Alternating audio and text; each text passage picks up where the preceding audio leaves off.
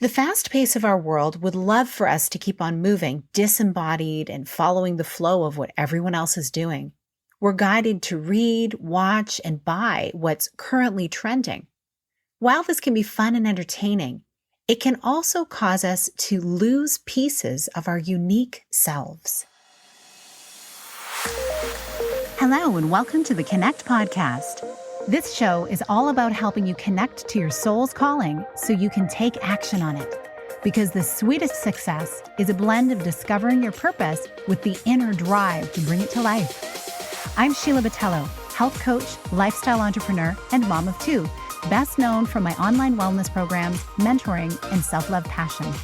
Listen in for inspiring interviews, solo chats, and Q&A sessions that will move you past overwhelm towards what lights you up.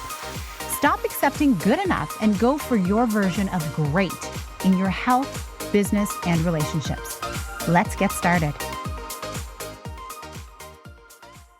Hey there, welcome back to the Connect podcast. You're holding a lot right now. This time in our world has been filled with uncertainty, anxiety for many, and living in the question. It's also been a catalyst for a great deal of change and transformation. You see it all on the newsfeed of whatever social media or news platforms you watch.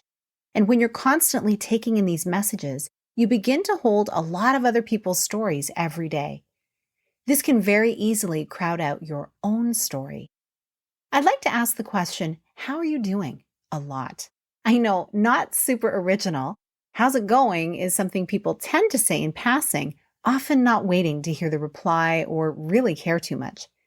But when I ask the question, I like to help people sit with it and truly tune into how they're feeling in their mind and in their body in that very moment. Taking a deep breath when you consider this is so helpful. It centers and grounds you. Getting grounded is important because it causes you to slow down for a few beats and take the moment seriously.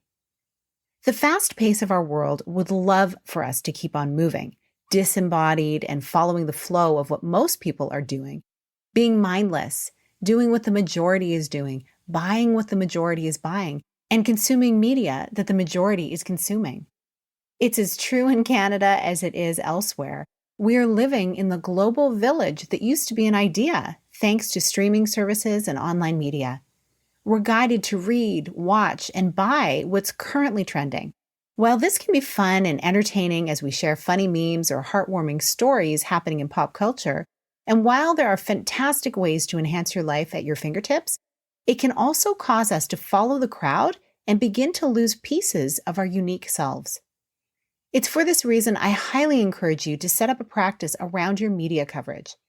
A mindset, heart-focused self-care practice that's simple and that puts your mind, your body, and your heart first. Tuning into yourself before you tune into media is a great place to start and end your day. Having specific times when you log in helps a lot. Before you can be the woman, the partner, the daughter, sister, mother, or citizen who people have expectations from, you are the human, soul-filled being first. Reconnecting with your beautiful self first, before all of your other responsibilities and entertaining activities, is essential for you to show up fully in your life as who you're meant to be. I know what it's like not to feel like you have enough time for yourself. I've had numerous experiences where I needed to be the care provider to those with needs far greater than my own. Being the emotional support for aging loved ones at a young age, being a mother, sitting many emotional hours at the bedside of loved ones awaiting and recovering from medical tests and surgery, as well as witnessing their passing on from this life. In moments like those, it can feel selfish to put your needs first. These are life-altering, important events after all. But the quality of support that I was able to bring to the person who needed me at the time was directly correlated to how connected to myself I was, how much loving fuel I had poured into myself first. This took the form of having adequate sleep, getting outside to move my body, eating well, and cultivating my spiritual practice. Sometimes my spiritual practice was doing each of these things while being truly present in those moments. Each time I didn't invest in my physical and emotional health in this way, I paid for it. The value I extended to others was greatly diminished. I noticed the difference it made when I put in the time for self-care first. It boosted the quality of my care and presence and even saved me time. Please hear me when I say this. Invest time in yourself first. Build it into your day first thing. Wake up, find out how you're feeling, meditate, pray, plan your day, do whatever it is that fills you up before anyone else requires anything of you.